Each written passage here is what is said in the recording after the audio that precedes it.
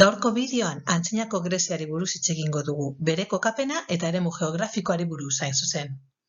Goazen aurrera. Greziako zibilizazioaren garapena Antzinaroan koka dezakegu. Eta mapa batean kokatu behar badugu, ikusiko dugu nola Europa kontinentean garatu zen. Hego ekialdean hain zuzen. Grezia Hego Europako penintsula handienetako batean kokatzen da, Balkanesetako penintsulan. Beste bi penintsulak, Iberiar penintsula eta Italiako penintsula dira. Greziako zibilizazioa Mediterranear itsasoaren hego-ekialdean sortu zen, 3 gune nagusitan: Balkanetako penintsulan, Joniar eta Egeo itsasoren uhartetan, eta Asia Txikiko mendebaldeko kostaldean, gaur egungo Turkian. Kontuan hartu behar dugu gauza bat. Antzinako Greziak eta gaur egungo Greziak ez dute hedadura bera. Antzinako Greziako lurraldean gaur herrialde ezberdinak kokatzen dira. Albania, Mazedonia, Bulgaria, Turkia eta Grezia, noski. Greziarrek Helade esaten zioten eremu horri. Horrek greziarren lurraldea esan nahi zuen. Eta lurralde honetan sartuta zeuden lurraldeak, hizkuntza, erlijioa eta kultura bera zuten. Hala ere, ez zuten batasun politikorik.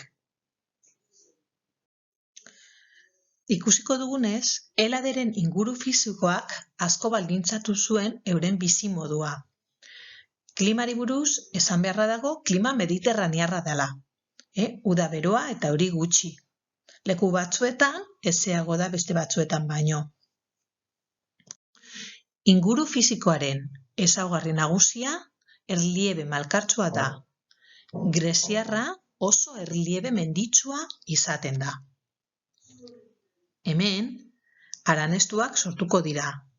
Ibaiek ez dute garrantzi handirik izango, irregularrak eta motzak izango direlako. Orduan, greziarrak itsasoari begira bizi ziren.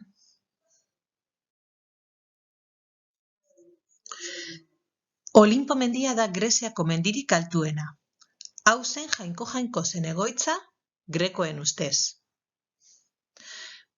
Bere altuera 2919 metrokoa da. Bigarren mendirik altuena Pindo mendia da.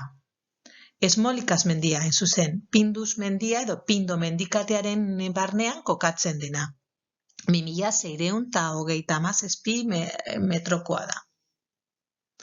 Itsaso Jonikoa eta Egeoaren artean dago bukatuta. Aintzinean, Greziako bizkarrezurra deitzen zitzaion. Lehorreko garraioa eta komunikazioak hain zailak zirenez, itsasoari lotuta egon zen zibilizazio honen bilakaera eta garapena. Egiptoko zibilizazioan oso importantea ezinbestekoa bazen Nilo ibaia, hemen horren importantea edo ezinbestekoa izango da Mediterranear itsasoa. 4 itsaso bereiz ditzakegu hemen Mediterranear itsasoaren barnean daudenak. Egeo itsasoa, itsaso Joniarra, Kretako itsasoa eta Trasiakoa. Ur hauetan 6.000 urte baino gehiago koka ditzakegu. Artxipelagorik importanteenak Joniar irlak, Kreta uhartea, Zikladak, Dodekaneso uharteak izaten dira. Greziar inguru fisikoaren ezaugarriak ikusita, Antzinako Grezia ezen inoiz estatu bateratua izan. Haran eta uharte bakoitza estatu independiente bat izan zen. Baina estatu txiki hauek guztiak zibilizazio berekoak ziren. Denek hizkuntza bera zuten, grekoa, eta jainko zaberak gurtzen zituzten. Greziako lurrak ez ziren oso emankorrak. Horregatik, Mediterraneo itsasoan bilatu zuten beren mantenu iturri nagusia greziarrek.